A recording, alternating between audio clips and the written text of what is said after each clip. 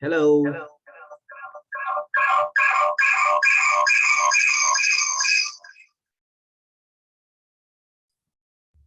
Hello, how are you? I'm fine, thank you. Can you hear me? There's a lot of echo from your side. Okay. And how about now? It's better.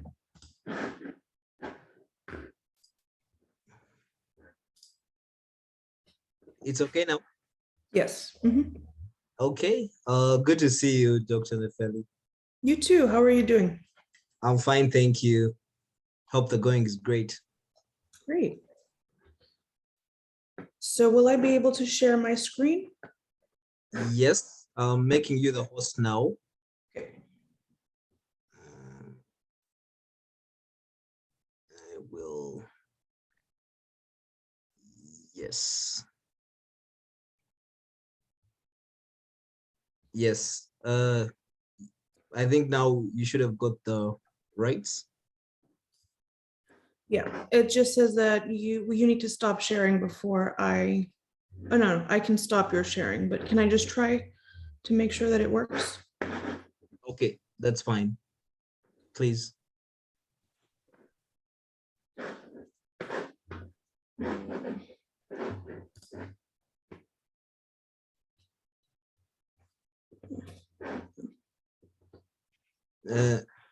One second.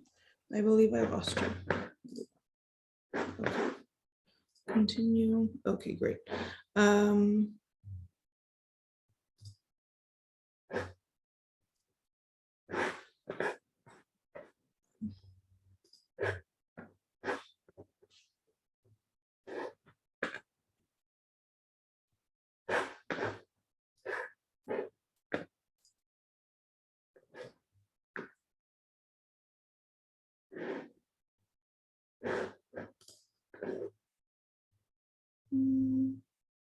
Let me see. It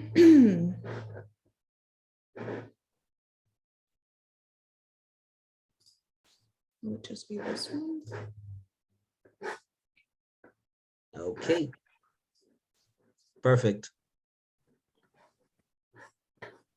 For some reason, it will not allow me to show the full presenter screen, which is what I'm trying to do. Let me see.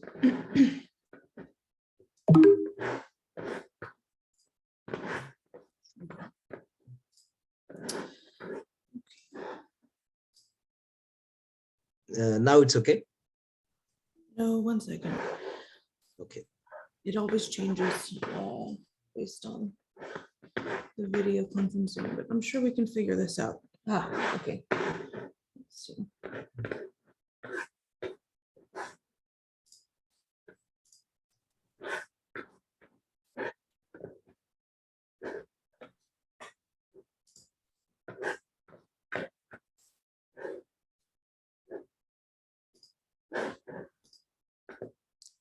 Can you see my full screen or the Oh, yes. notes? I can see the full screen. Perfect. Yes, it's doing good.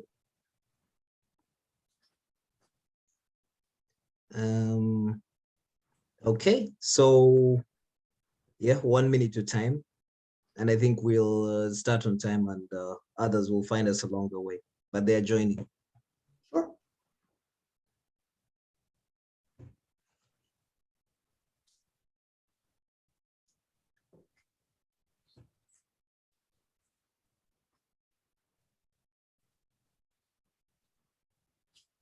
Okay. So now I think I will share my screen right now. Okay. Yes, and then afterwards.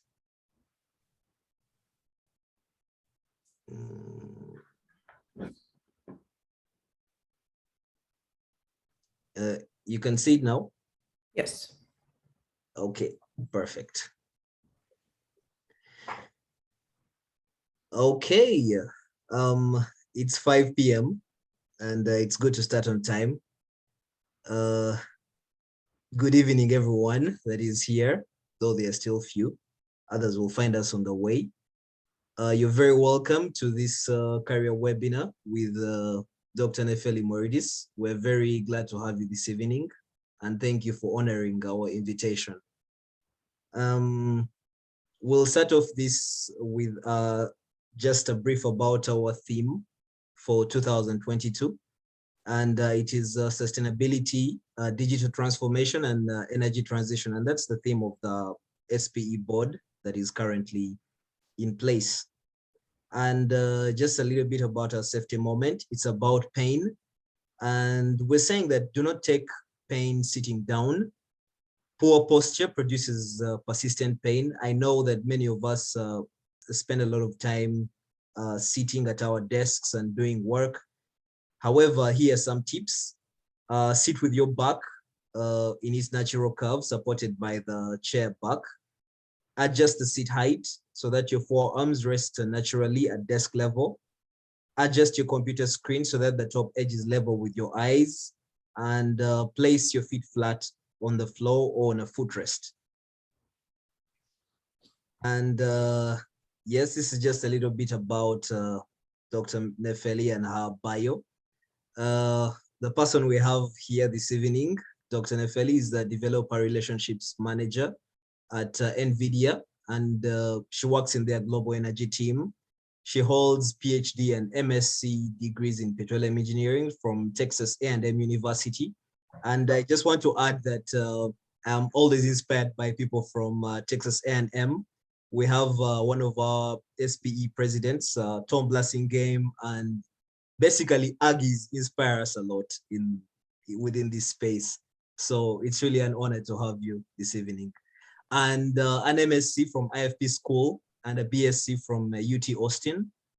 Prior to joining NVIDIA, she worked in the oil and gas industry and reservoir engineering projects, from deep offshore in the Gulf of Mexico to unconventional reservoirs in the US, Argentina, Saudi Arabia. Her research interests included reservoir engineering, reservoir simulation, and reserves estimation in unconventional reservoirs. Her current work with NVIDIA now looks at accelerating subsurface applications, such as reservoir simulation and seismic interpretation on graphics processing units. Those of you who've had things such as NVIDIA, I have a computer with NVIDIA GeForce RTX and others. There are so many GPUs. She supports digital transformation and energy transition projects, works on machine learning and artificial intelligence approaches to reservoir engineering problems. She also works to grow the energy team's reach in greener energy initiatives, expanding into carbon storage and sequestration projects for the industry's decarbonization efforts. And with that, that's a brief introduction. So thank you all. I will now let Dr. Nefeli to proceed from here, just to give us a brief introduction of what we're going to look at.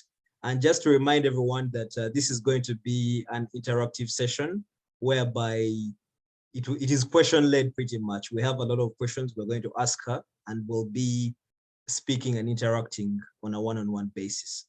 Thank you. Yeah, thank you very much. And thank you for the warm introduction. Dr. Blassingame was my PhD and master advisor, so I know him very well.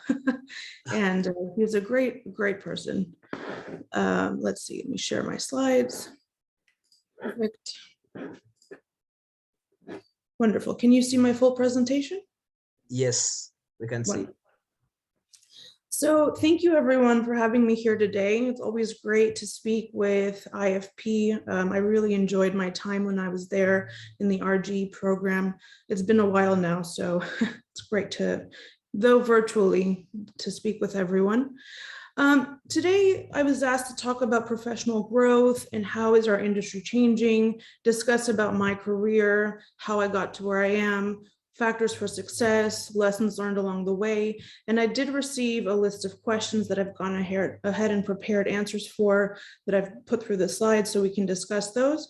But at any point during the presentation, please feel free to interrupt me. I'm happy to answer questions. Additionally, I'm happy to connect on LinkedIn if you have additional questions after or would like to continue the discussion. So let's get started. So a little bit about me. It was mentioned in my bio, but I did my undergraduate degree at the University of Texas at Austin, where I majored in petroleum engineering, and I did a minor in French as well. And while I was working, while I was in school, I was also doing internships with Total based here in Houston. So I did work in the Gulf of Mexico offshore projects, and I was out on the platform. And I also worked in the Houston office where I dealt with some of the unconventional projects that came in. At that time, they had just acquired a field here in Texas. And so I was working on that. And that really, working on the unconventional front sparked my interest. So I decided to go into the dual master program that IFP has with Texas A&M University. So I was in my maison, just like all of you, and did my RGE program, and then came to Texas A&M, where my research focused on implementing a Bayesian paradigm to quantify uncertainties in forecasting in unconventional fields specifically. And while I was doing all my research and teaching during my master's, I was, focusing a lot on that and additional other projects. So research projects, papers to be written and then eventually published. That was really the focus of the time when I was doing my master's degree. And then I decided after that to continue on for the PhD. So I remained at Texas A&M. My research stayed within that field and then expanded significantly into also proper estimations for unconventionals, and that included reserve estimations and reserve reporting for unconventional specifically, which is where I did a lot of consulting work for YPF, for Saudi Aramco.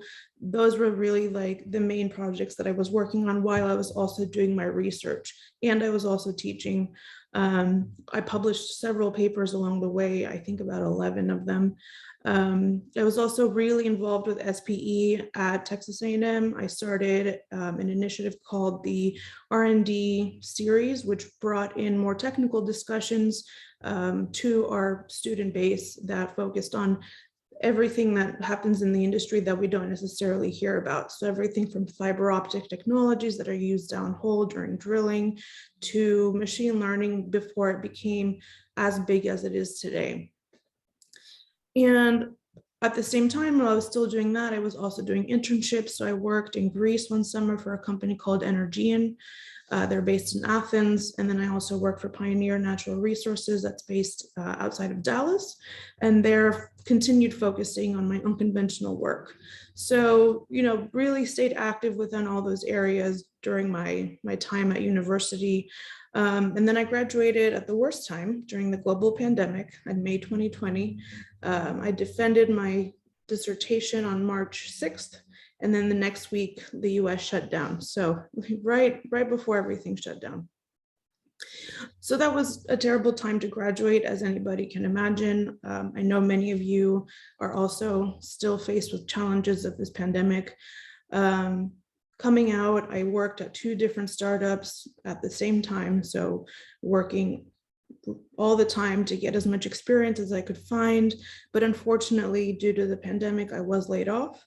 And that opened the door for me to explore other options, which is how I ended up at NVIDIA. And I'm very happy to have ended up here. But throughout that time, I was also continued with engagements with SPE. I'm on several of the committees for the different conferences. I work with this SPE Gulf Coast section here in Houston to publish our podcast that came out last year, and just have stayed active overall. That's just a little bit of background school-wise.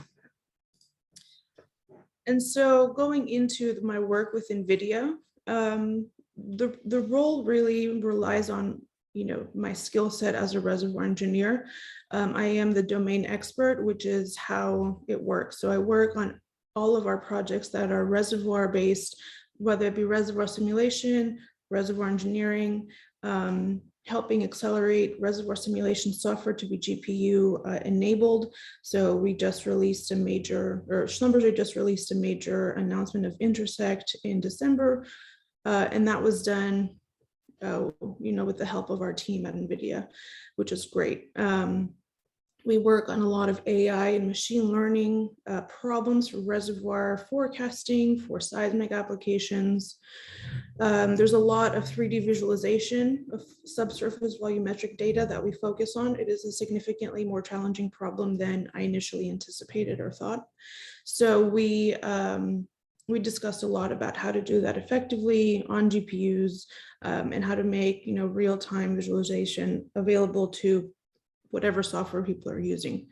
There's a natural language processing. It's another application that I've been working on with a few companies.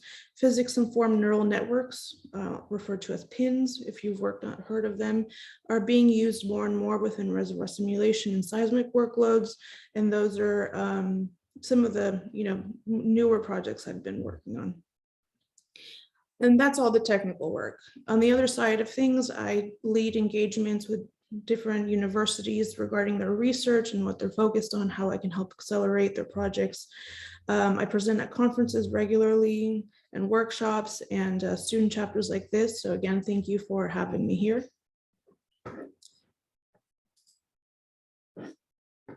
Okay, so this goes into the set of questions that I received from your end. And the first was, what roles are available to reservoir engineers? Right, so the energy demands will continue to increase. This is no secret. This is no, everybody knows this. We've also seen a shift that oil and gas companies are becoming energy companies, right? So it's not just focused on oil and gas. We're focused on decarbonization efforts that includes carbon sequestration, includes reduced emissions, it includes safer practices of recovering hydrocarbon. So as we go into this new industry that is morphing, your reservoir engineering skills can certainly be put to use, because the foundation of, for example, carbon sequestration and storage is the same, right? If you look at any reservoir, instead of removing hydrocarbon and forecasting that out with pressure depletion, you're injecting carbon and forecasting for thousands of years with pressure increases and additional chemical interactions between, the CO2 and what's in the subsurface. So fundamentally, it's the same, and you can build off of that. The same goes for geothermal, the same idea for renewables.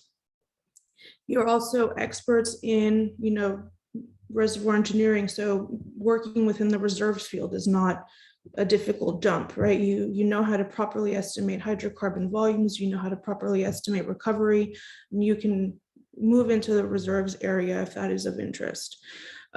You work with big data regularly, and you have statistics background, right? So you can learn a few more skills and move into, machine learning and AI, but you are not unfamiliar to big data sets, right? So when everyone is throwing this big word around, this is not different or new for us petroleum engineers, right? So you can certainly move into that field as well.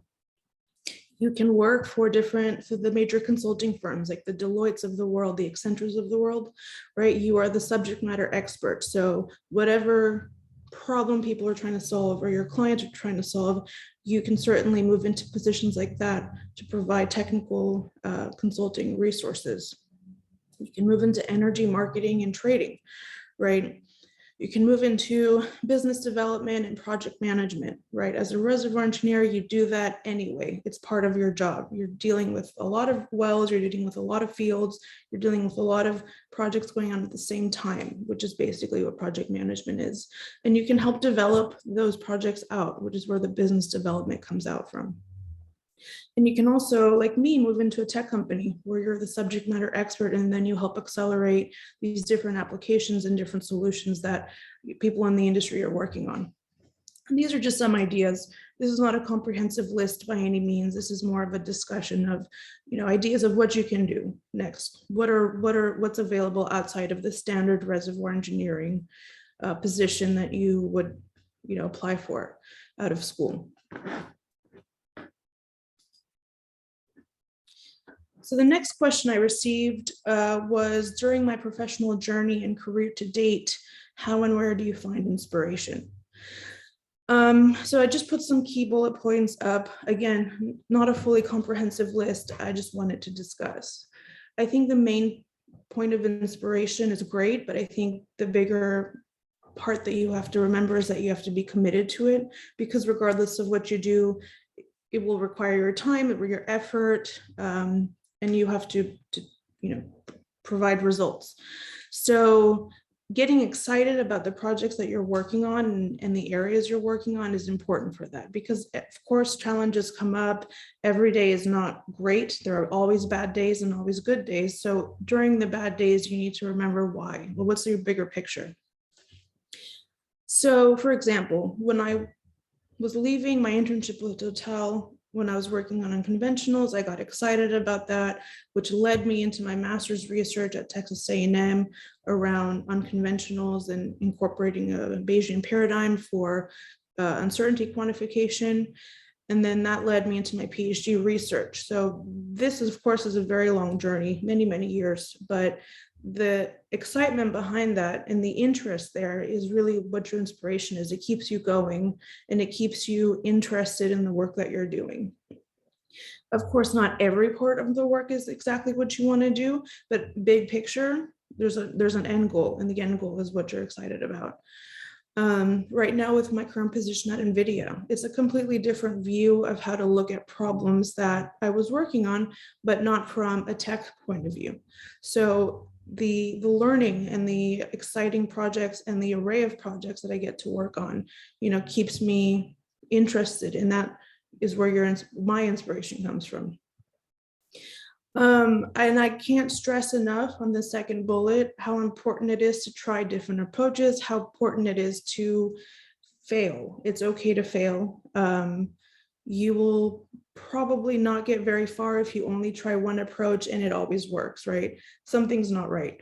So give yourself that, flexibility. Try the different approaches. Even if they don't work, it usually sparks some kind of idea to get you to the solution that you're trying to solve. So give yourself that grace, and in that failure, you'll find what works. And that again links back to inspiration and excitement of like new ideas and how to solve this problem, whatever problem you have. And then ask questions, right? Talk to your colleagues, talk to your professors, talk to your peers, talk to, if you're a TA or teaching a course, talk to your students. You never know how people are trying to solve different problems. And even if those problems aren't necessarily related to the work that you're doing, it may give you an idea of how you could solve your own problem based on like their work. So there's always, information to be had and shared and learned through these communications with people that are in our industry. And then once you have a solution that you think works, talk about it. Go talk to your professors about it. Go talk to your peers about it. Present it at an SPE conference, right? There's always great feedback, and that energy and excitement around finding a solution to a problem that nobody thought of before is great. And that also, in my opinion, has led to a lot of inspiration to keep going.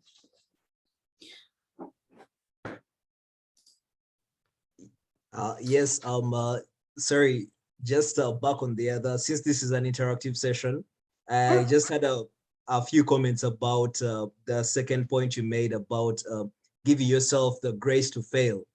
And I know many of us as engineers and as students and young professionals, we have what I call the fear of failure, and the fear of failure basically precedes our every decision. So my question to you is that how have you overcome this fear in your experiences? I mean, that's a very good question. And honestly, at first it is terrifying. You don't want to fail, and you don't want to show that in front of anybody, right?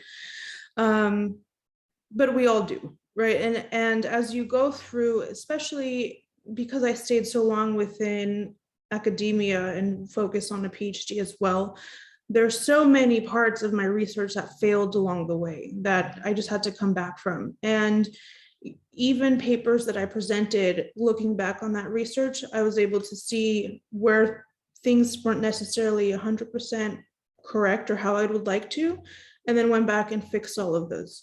So we all fail is the first part. Everybody, your managers, your peers, your professor, we all have along our learning journey failed at one point. at several points, if we're honest, right? And you're not expected to be perfect, right? So in your coursework, of course, you want to do as well as you can, and perform and get the best grades you can. And that's totally understandable, and we all do. But when you move into your professional career, you're working with a group of people, and you're brought on because of your background, because of your talents, because the hiring manager saw value in your application. So discuss with your peers, right? They know that you're young. They know that you have this much experience and you're still learning, and they're still learning as well. So have those discussions. And if you're worried about like coming off stupid, as they say, don't, right? It's an idea and it may be not the way to go, but have those discussions in a way where you can present your idea concisely about why you think this may work, how you think it'll work, and then it opens the discussion with your team, with your management about, oh, well, have you considered this? Or this portion of it won't work because of this. Or, you know, it becomes a discussion rather than like you failed. Does that answer your question? Is that clear? Yes, it does. Thank you. Absolutely. Are there any other questions on this slide? Okay.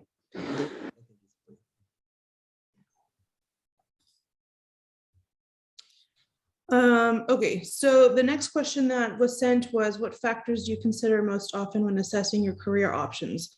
Is there anything you would have done differently? So if you would have asked me along my way, if I would have done stuff differently, I would have told you yes. Now standing now where I am today in my career, I'm very happy with how all of my decisions and my chosen tracks worked for me, right? Not to say that there aren't things you can do differently, right? You can always, you know, try a little harder, or I don't know, do better on one test. But in the big picture, I am happy with where my career has led me to. But when we're talking about assessing career options, I think that's a really good question, and it's important to have because you spend the majority of your life at work. So it has to be a culture that fits with yours. And I don't mean the culture where they say like what their company values are, right? Because they say like safety, sustainability, etc. I mean more of like inside the company. How do you interact with your peers? How do you interact with your management? Is it an area where you feel comfortable discussing your ideas? It's a safe space to explore and try things. Or do you feel like if you make a mistake, you'll be reprimanded about it? So the culture in which you know how your company works is important, and it may not be company wide, it may be team wide, right?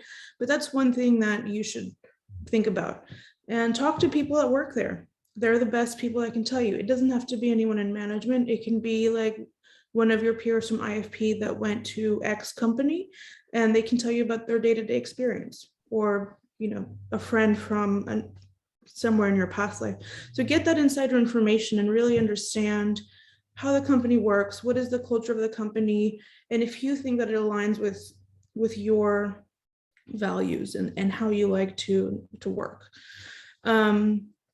The second one is important, like, is it what you actually want to do, or are you just trying to get a job? And this is really hard as a student and trying to get your foot in the door. I have taken several positions where it wasn't necessarily what I wanted to do forever, but the experience was worth it. So even though the position may not be your career, the learning experience within that position is important and will lead you to whatever your next step is. And I've had several friends, like a friend of mine from my master's was working for a service company out in Midland for 2 years. And that was not his ideal career, but he took this position and he took it as a job, and with a bigger picture of being able to move forward after that. So the learning experience, you know, the technical experience, the cultural experience of that environment helps to set you up for whatever you want your next step to be. So just keep that in mind of like a bigger picture.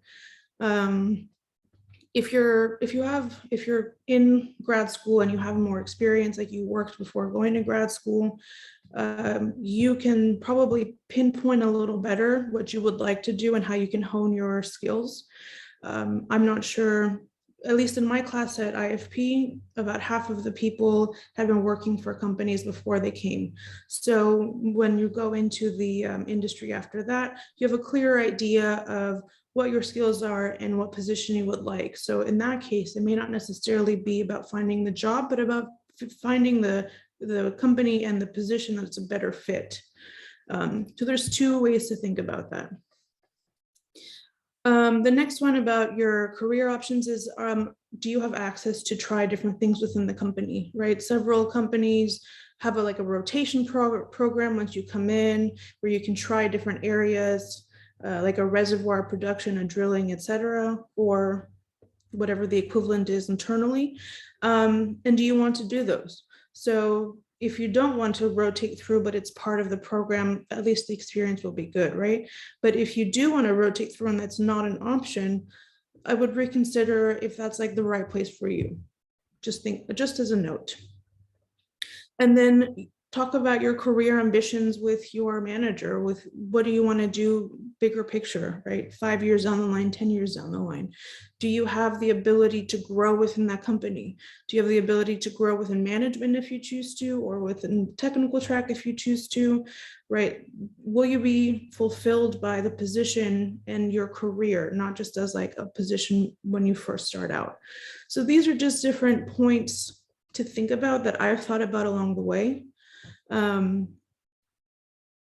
I can say that with my current position, I have expressed interest in my career and they've been very receptive, which is encouraging, and it really provides a great discussion between me, my management, and the rest of the team. So it won't happen immediately, right? But if it's your ambition, it's your bigger picture, and you know almost, or you have an idea of what you'd like to do, don't hesitate about bringing that up and talking about it. True. Yes. Thank you very much. Now, just on this point about career options, I know many colleagues here, and I'm happy to be joined by so many of them here, that at one point in their careers were at a point where they were asking themselves, okay, do I go for a master's or do I get a job? Do I do option A or option B? So everyone was trying to look for that balance, to look for that that line of best fit that helps them achieve all their objectives while keeping them on top of their careers. So I think this was really a relevant question, and the responses you gave really good. The culture is so important. I know many people have been in companies whereby the culture is like really, it's about work and it's about appraisals and it's about output, output, output. And then people don't, it's like very high pressure, and people don't get a chance to really to really express themselves and grow and learn also. So I think down the road we shall find another question about innovation, how to find a sort of an opportunity within a company, because you are young, you're just new, you have little experience. Now you have an idea. How do you bring that idea to the table? So I think we'll find that down along the questions. Thank you. Yeah, absolutely. And you bring a good point, right? There's no right decision. Do you go for a master? Or do you stay at work? Obviously, I went one direction, so I can only speak to my experience, but those are all valid questions and valid concerns as you move forward in your career. I don't think that doing a master's will ever deter you from success, right? If anything, it gives you additional resources, additional information, etc. But I think that it depends on where you are and also what your priorities are, right? If you have a family that you're supporting as well, it may not be a viable option to do a master's full time. So are you able to do a master's via distance learning while working as well, right? That's another option, but that is a discussion that you have to have internally.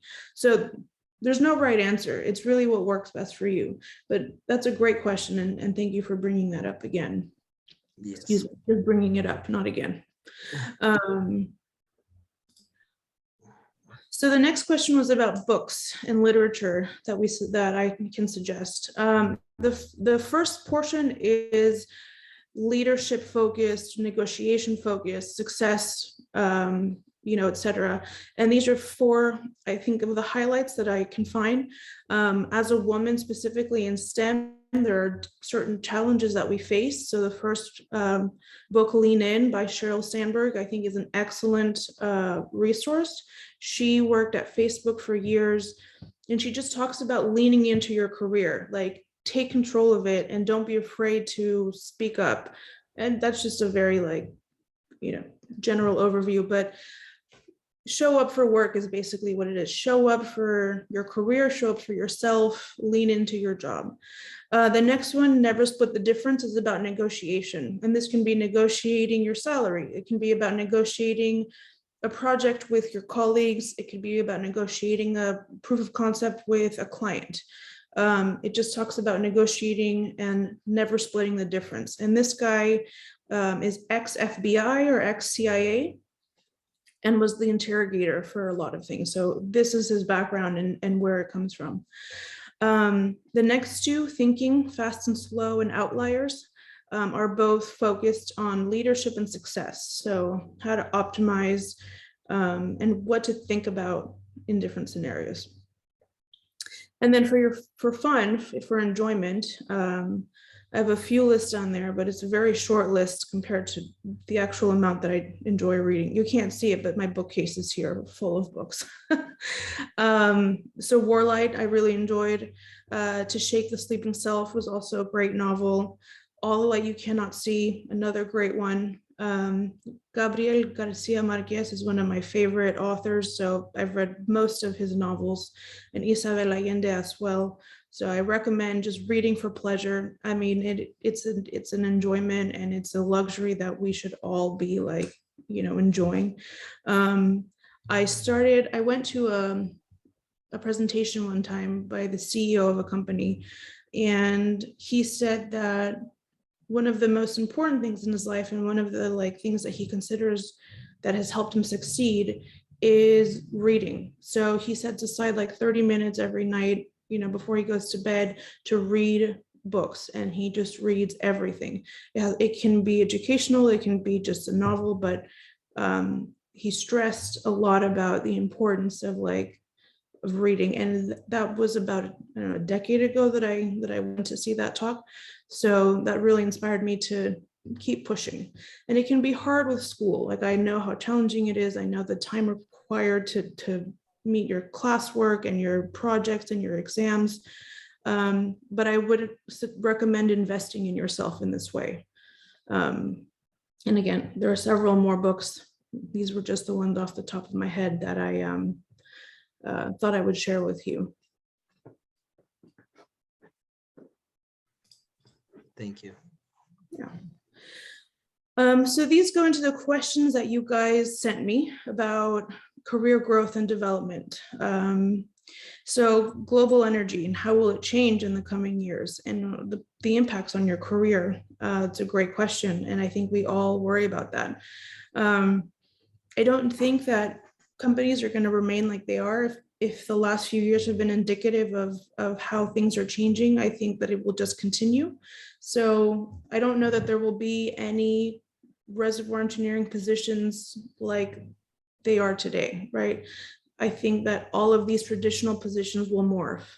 And I think that based on the work that I'm doing right now and what I've been seeing in the industry, this looks like increased AI solutions, right? Not only for reservoir solutions, but also for your seismic approaches. Are we going to continue focusing as much on exploration, or are we going to focus on optimizing the production of the reservoirs that we currently have? And I think that's a balance, that not that exploration is stopping, but improving on seismic and reservoir techniques by using AI will continue to grow. Another one is implementation of high performance computing. Carbon sequestration, for example, that simulation requires a huge amount of compute that you can't just run. So the skills that you need to be able to program for that are going to be important. Apart from your domain expertise, right? You have to be able to move into these areas. And then again, there will be a continued focus on, alternative energy solutions. So that involves carbon sequestration, it involves geothermal, different hydrogen energy approaches. So these, I believe, based on what I've seen, and again, this is just my point of view, we'll continue to move into these types of positions, not just, traditional reservoir engineering. And then how that will impact your career. You unfortunately are at a point, and like I fall under this umbrella as well, where you have to continue learning. You have to continue expanding your skill set. Take the courses that are AI and machine learning based, take the high performance computing courses. Like I regularly take courses on LinkedIn Learning and on Udemy and on Coursera about AI, about machine learning. Apart from everything that's provided to me from NVIDIA, you need to continue to hone your skill set and have these skills that, I think will be required in all the areas of energy.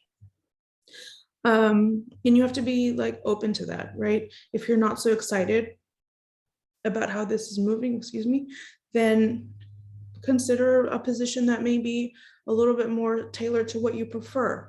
Like, for example, if you don't want to be a programmer forever, you can go into technical consulting where you can understand the foundation of it and discuss that with your clients, and then have their, programming development team build the solution.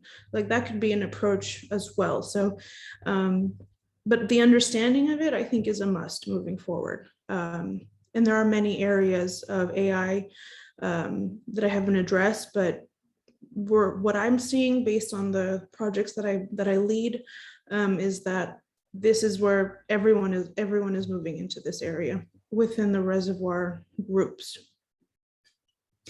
I'm happy to ask questions here if you guys have any input. Yes. Yes, we actually have some input from the audience. I would encourage members, you can actually just feel free. This is an interactive session. Just maybe raise your hand or ask directly. We have a question in the chat that says, I think it's related to, we have a first question that is related to speaking up, but maybe it will be covered later. And then we can start with this one directly related to how the industry is going to change, from Eric. He asks that now that the industry is tending to work remotely, don't you think that most companies are looking for more experienced professionals? What advice can you give us? Should we focus more on machine learning than reservoir engineering, since most of us are not that experienced in the oil industry? Okay, there's a few questions there, so thank you for your input, Eric. First step, working remotely. I have, since graduating from my PhD, only worked remotely, right? So this is not my preferred method. I would prefer to be in an office, but I think this is the reality of where things are and where they will continue to be. That being said, also, I know several internship programs were all done remotely. And I know that several people coming out of undergrad that I taught for years began positions remotely. So I don't think that it's only tailored for more experienced professionals. I think that you need to have those discussions with the recruiter, because people are recruiting for new, fresh grads. There are so many positions that are trying to be filled like that. If that is remote or not is a different question, but just remember that people are recruiting for talent that is out of school. So step one to keep in mind. The second one was about reservoir engineering versus machine learning, which is a great question. You can be the best machine learning expert in the world, but have no idea of what reservoir engineering is, and then therefore not be great at that position. So with that being said, I would encourage you to of course, hone in on your expertise, right? This is your subject matter expert of reservoir. Do your classes, understand all the physics behind it, understand the math behind it. That is going to be like the basis for whatever you choose to do with your career. And on top of that, you can build. You don't have to be a machine learning expert out of grad school. I don't think anybody is expecting that, but I think to move in the direction that the industry is moving, and if you want to remain within like a technical space, I would encourage you to take those classes, right? You don't have to take them now, but as you begin your career, as you, start working on different projects, I would encourage you to take some of those and just to have those skills. They come in handy. Great, thank you. Yeah. Yes. And then we have another question from Anna. I think it's related to what we're speaking about previously. How can one overcome the fear of speaking up, which is accompanied by the fear of judgment when it comes to leadership? That's a from Anna. great question. Yeah. Thank you, Anna. I think, and I can speak only from my point of view with this, right? In my experience, I think as women, we may worry a little bit more about coming off as not knowing as much, because if we ask a question that may be considered wrong, we may be judged for it. However, I don't agree with that anymore. For years, I was more worried about this as well. And there's no great way to overcome it other than just to do it. Ask your questions, right? I guarantee you that somebody in the room, whether that be your classroom, the meeting, whatever, has the same question that you have. So ask your questions, get involved, right? You're asking questions doesn't make you come off as somebody that doesn't know. It shows interest, like you're involved in this process, you're involved in the solution, you want to know, you want to help get to the solution. So I would encourage you to just go for it. And it's a little nerve-wracking at first, but the worst that can happen is that somebody tells you that they don't know. So that's really worst case scenario. And the second part of that question, can you please repeat it to me? Yes, the second part was about, I think, the fear of judgment when it comes to leadership.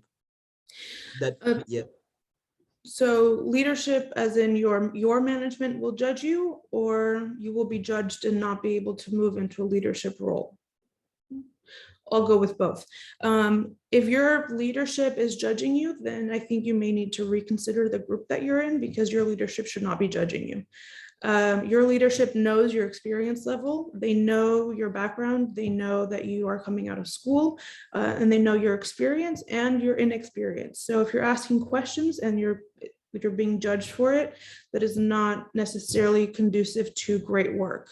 And you probably will not be the only one that feels that way. On the flip side of being considered for leadership positions, you should absolutely continue asking questions, right? Make sure that your management knows that you want to move into leadership positions. If you have the foresight and the insight to show that you need more clarification of something, that's a great way to begin a discussion, right? And that's also a great way for inclusive discussions with your team. And those skills are great for leaders, right? You want to be able to build that environment of inclusivity. So going back to your initial question, go for it. I mean, you, of course, it will be a little bit uncomfortable at first, but I guarantee you that nothing bad will come from asking your questions. Yes, we have. Yeah, Omon, please. Hello, Nefeli, thank you very much. Just a quick question about PhD degrees. Cool. This might be a bit repetitive, but still, has getting your PhD degree, has it somehow contributed into a strong start in your career or in any other way? In general, my question is, is it worth doing PhD? Right after masters, again, like, going to industry or, to research, and how the outcomes would they be beneficial at some point, and would they have some other disadvantages? I think that's a great question. Thank you. Your decision to do a PhD is very personal. For me personally, I would not have gotten the position I have at NVIDIA if I wasn't a subject matter expert and I didn't have a PhD. if I wanted to apply to NVIDIA out of my master's with a petroleum engineering background and master's degrees, I would have gone into a general pool and not focused specifically on the industry that I, have experience in. But that's just for me personally. You have to want to do a PhD. It is a gruesome, difficult process, right? The starting point for me was taking the qualifying exam, which basically, if you fail, you cannot continue. And then after that, you have your prelims where you present your research abstract to your committee of 4 people. And then from that, you have to do all your research and probably teach and publish, and you're looking at least 5 years of a commitment. If that is of interest to you, if you enjoy doing research, go for it, right? Like, I would 100% encourage you to do it. I had a great time during my PhD.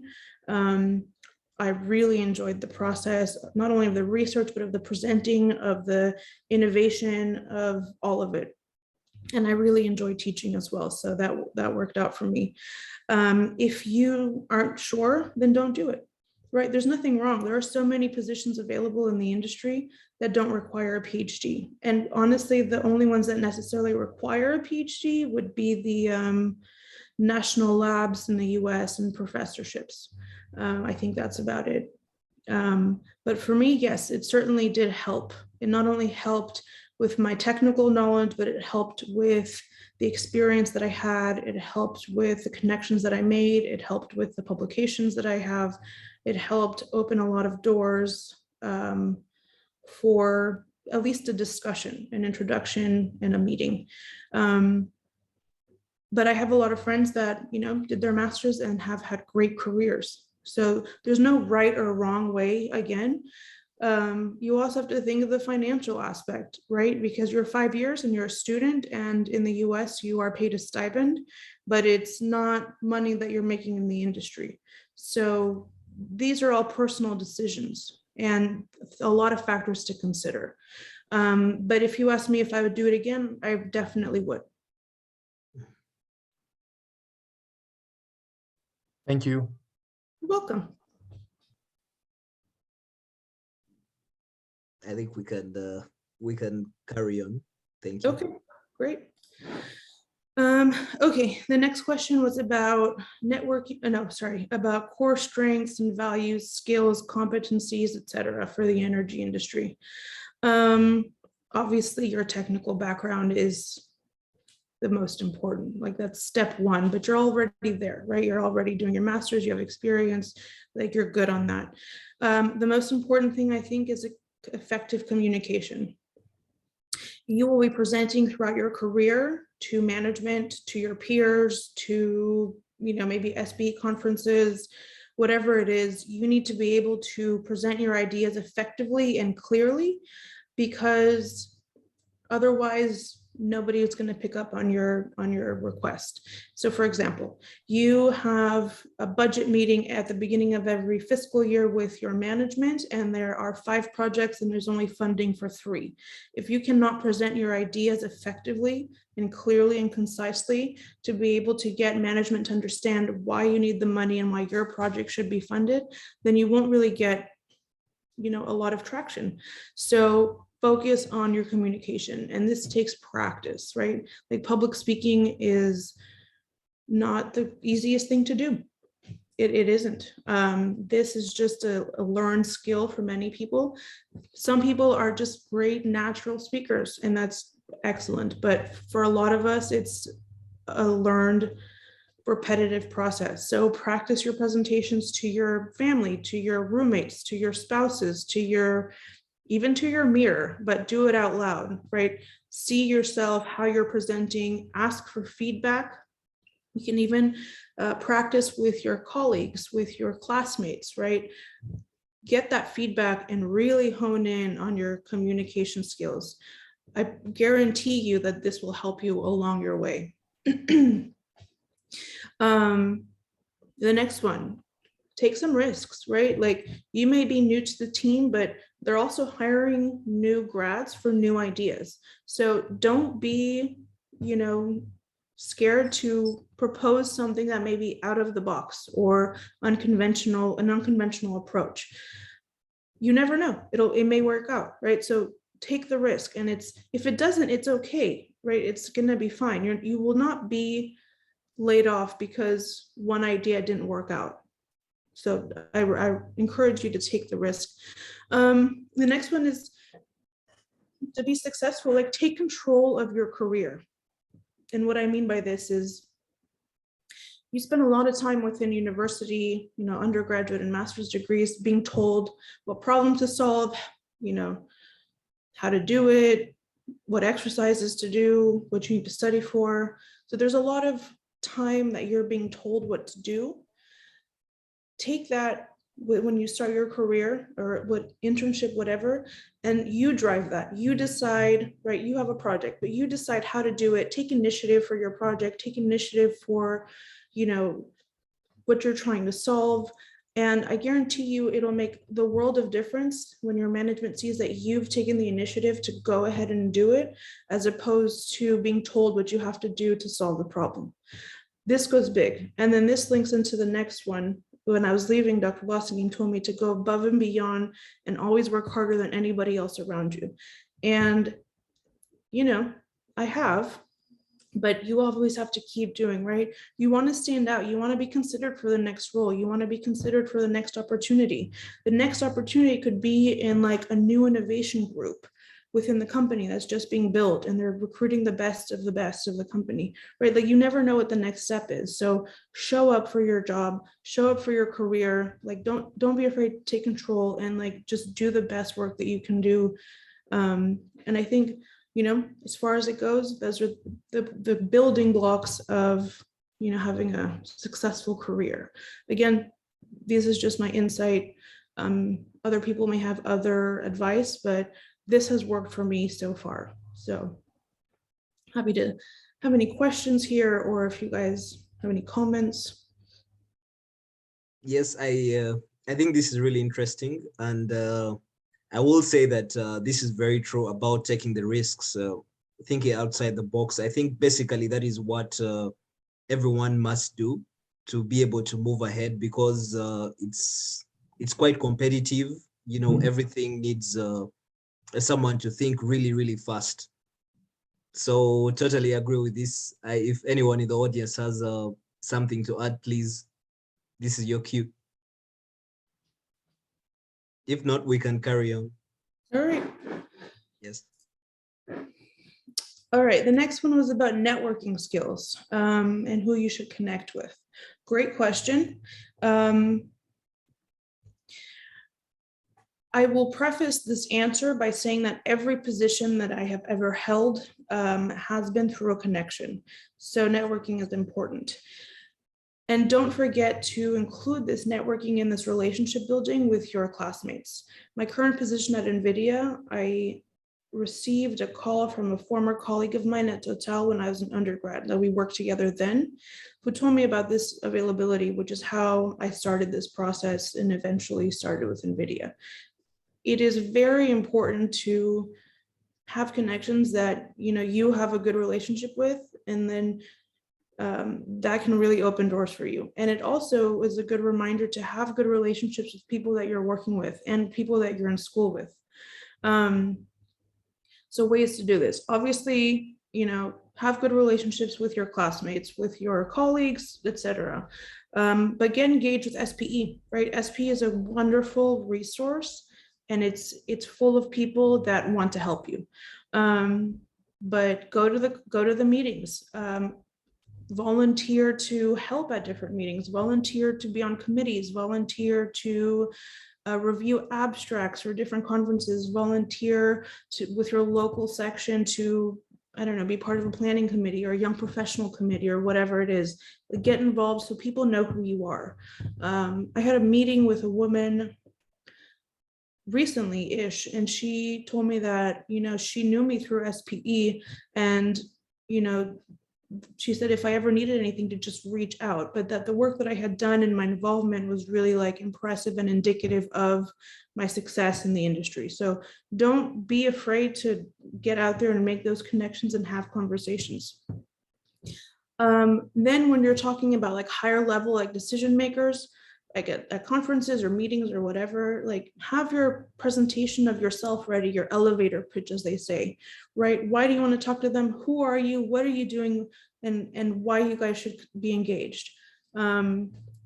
Obviously, you can use LinkedIn to know who the decision makers are, but if you have the opportunity to meet in person, take it. Invite people out for a coffee to just have a chat, or like a Zoom meeting if people are uncomfortable because of COVID. You know, get in a way to ask questions to these people, you know, get them to maybe mentor you if you can ask them, because I guarantee you that everybody in the industry would like to help, right? There's always a desire to help students, young professionals, people that are getting their foot in the door. If they can't help with a position, they can help with advice. Yeah, so those are my key points for networking. And again, it takes, you know, getting over an insecurity if you're a little bit more shy or introverted, to just go talk to them. You know, we're all working in the same industry. We have, you know, bigger picture goals together that we're trying to solve. And it's a very inviting, from my experience, organization as far as SPE goes. So those are my top networking skill points. I'm happy to take any questions, comments, if you guys have any. If you don't, yes, go ahead. yes, this is true. And just something, oh, well, we have David who raised his hand. Please let him first. Yes, David. Yes, thank you very much. I hope you can hear me. Yes. Yes.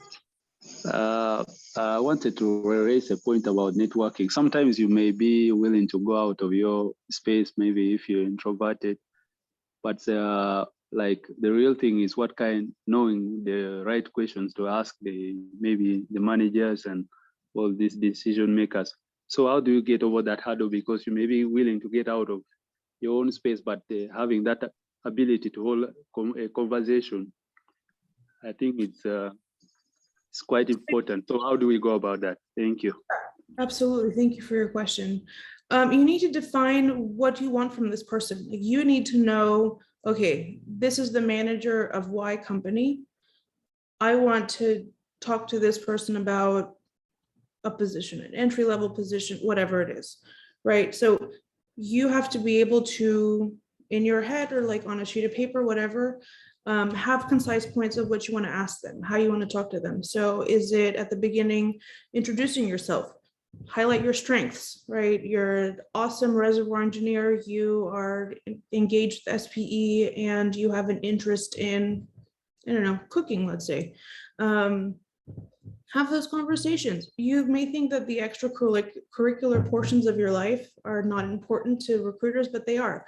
Have a conversation, connect on some level. Of course, you can connect professionally, but get the conversation going. And then from there, the right questions depend on what you want from them. Do you want them to mentor you?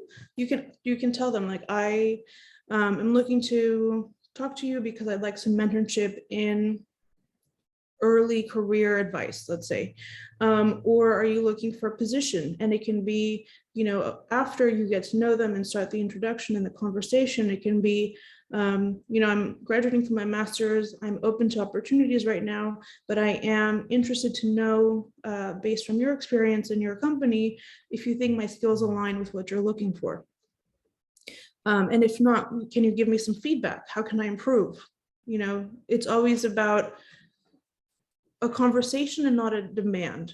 But again, there's no right way to go about it, right? Some people are very good talkers and can just, you know, talk to anybody, and others are it's a little bit more difficult. So focus on like what you're good at, right? If you are a tech whiz within the reservoir world, talk about that. People are interested, and then like build off of that discussion to get to what you want to discuss actually, right?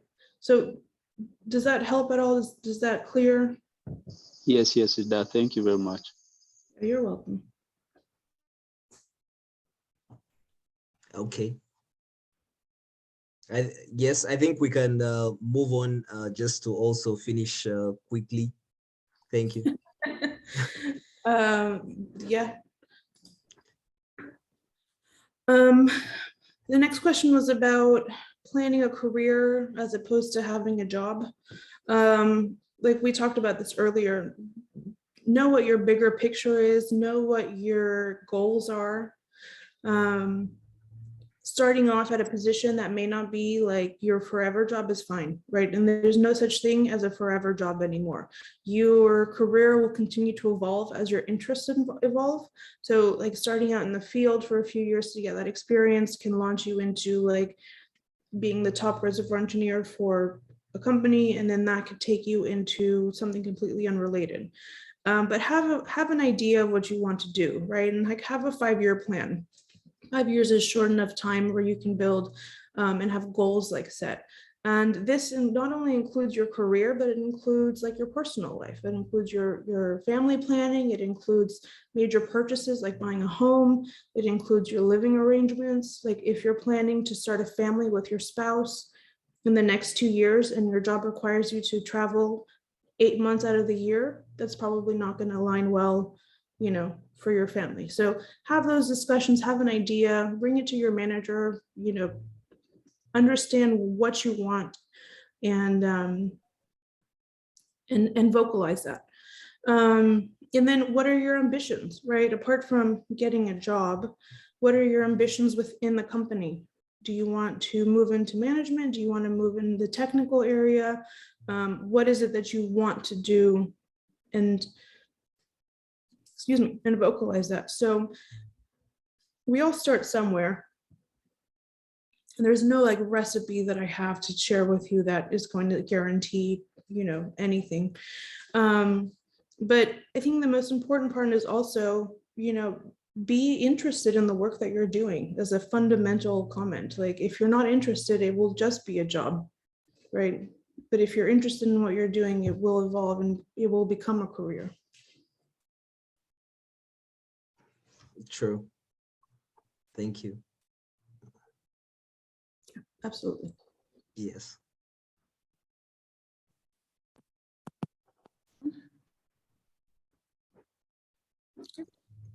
Yes. Great. Yeah. Can you hear me? Yes. Yes. Yeah. Thank you. About the last slide, you said something about making a 5 years plan. Like I'm using myself, for example. Seriously, I would like it to be that at the end of my course, I will get a job. But at the same time, because of the uncertainties of job in the job market, I'm also thinking of maybe doing my PhD or something like that. So about the 5 years plan, how am I going to include that? How am I going to have a certain roadmap that is, how will I say it, that I can be able to follow? Or do I have to plan like 2 things at the same time? You probably do, right? Like if you're not sure between work and a PhD, do both. Apply for positions that you're interested in, do the best you can do with networking and interviews, and at the same time apply for PhD, you know, grad school options. I did the same after my master's. I wasn't sure which way to go. So I chose the PhD route. It worked for me, but you need to decide, you know, what's your next step. And that does include sometimes planning for 2 things at the same time and seeing which one works out, right? Because you never know. You may find an awesome position. I know the industry is still struggling, but it seems like there are more and more positions that are being made available. But there is a lot of uncertainty. You're 100% correct. So it's up to you to decide what is the more important of those 2 options. And then from there, you can plan for both, and whichever one, if you end up getting an awesome job, you can just tell the schools that you withdraw your acceptance or something. It's not a big deal. They will not be upset. They will not be offended, you know, nothing like that. You can even, if you hear nothing about jobs, start your PhD journey. And then if you find a position that you prefer to do at that point in your life, you can withdraw from your PhD, and you have a decade to finish it. So you can do it on the side. You can finish it in the interim if you want to. If you don't want to, you don't have to. There's no right way to go about it. This is, again, your decision. But yeah, I would tell you to, of course, prepare for both, if there's an interest. All right, thank you. Then I have a second question. You said what you're interested in. Let's say that, like me, I've always wanted to be a reservoir simulation engineer. So, but you know, sometimes in the industry, those things does not really come out straightforward. So how will I approach this? Let's say I get a job as a reservoir engineer, maybe doing other field development, web testing. How will I be able to approach my manager? How will I be able to state to him that this is what I like? Won't he be offended? As in, how do I go about it? So your manager may also be a woman, not necessarily just a man. And they will not be offended, right? Because no one is hired on to stay in one position forever. To go about it, probably not any reservoir simulation engineer positions that are entry level. However, if you're in the reservoir engineering team, you're likely working with the reservoir simulation team, right? Like they're very intertwined. So you can express interest that you're interested in this and you like to focus more on it, right? And then grow that. And then when you have your yearly, quarterly, whatever reviews with your manager, you can tell them, oh, I've really been enjoying this work that I've been doing with the reservoir simulation team, and I'd like to explore those options as well. You know, can you support that I move into this more? Right? So it may just be an incremental approach. It doesn't have to be, you know, one thing or the other. Reservoir simulation work will be incorporated within your workload, and then you can build from that. But I don't know that you should worry about your manager ever being offended by what your career goals are, because they're your career goals. They're not that person's. So they probably want to see ambition. They probably want to see that you have interest to continue growing.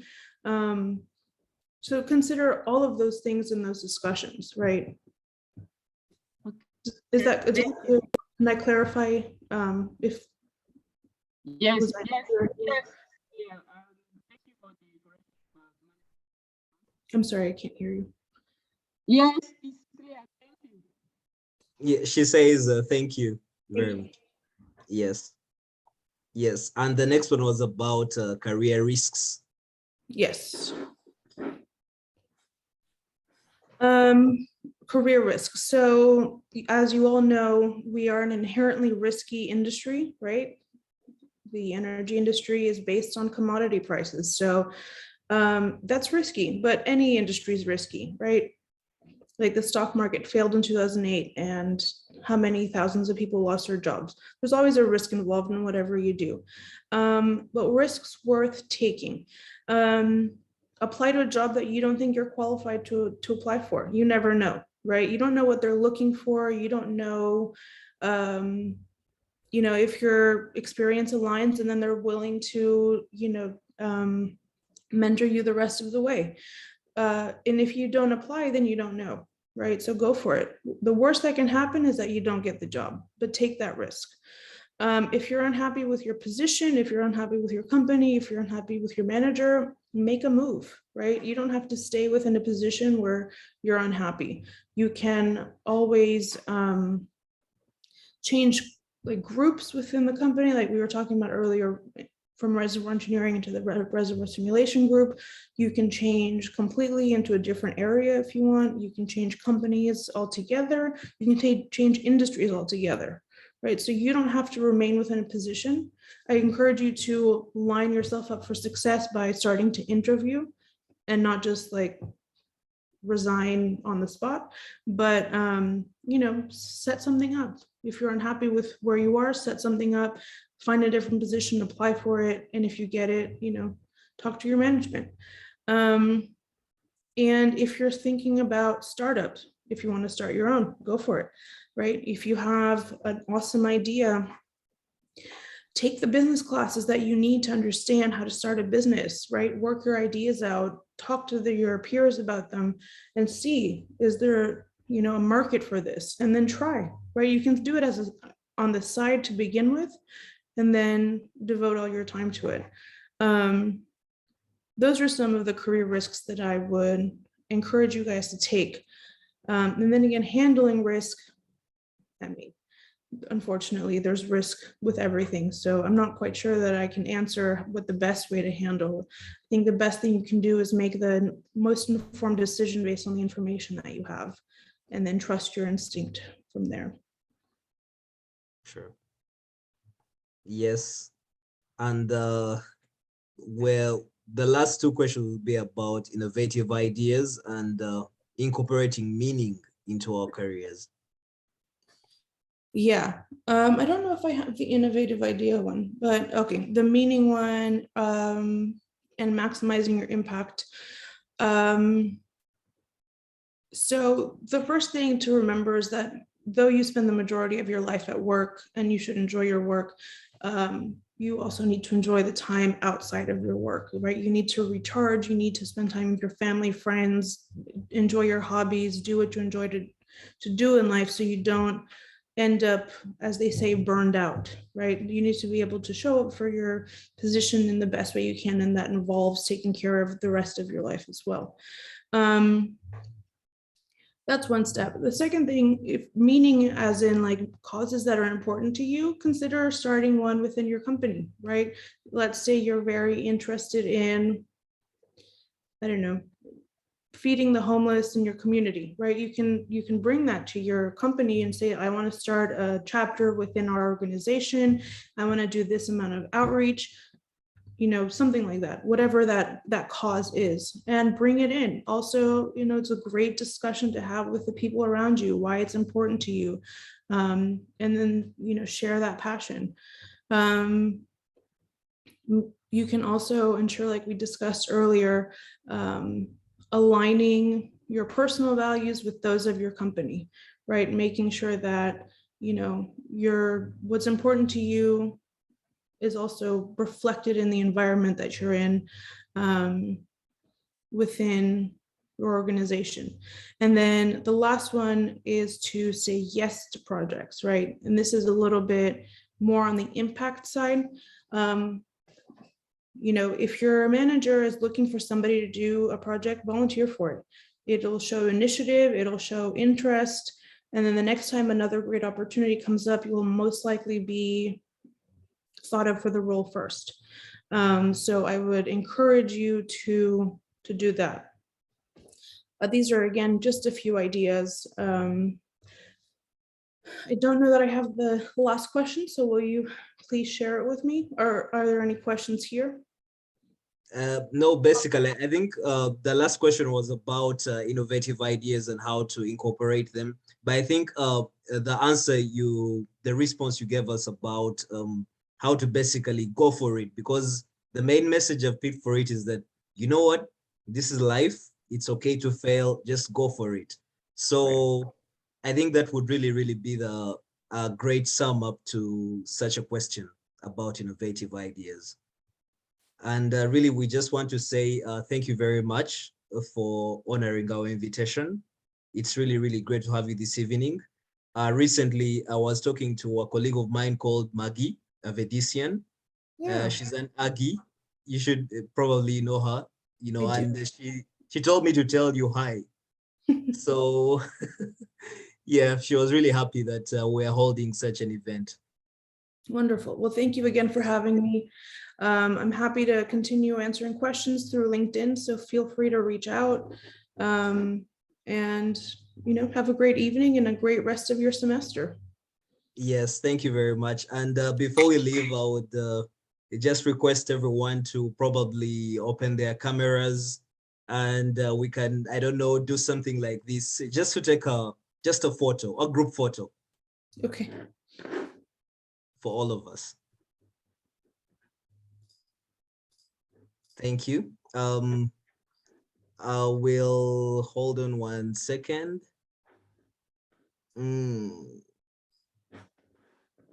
Yes. Just expand the window. Yes. Doing my best to see how to take the group photo. I hope everyone's camera is on. Print screen on the keyboard. Okay, perfect. Yes. Thank you very much. Okay. I think it's right about done right now. Oh, okay. Thank you, everyone. Thank you.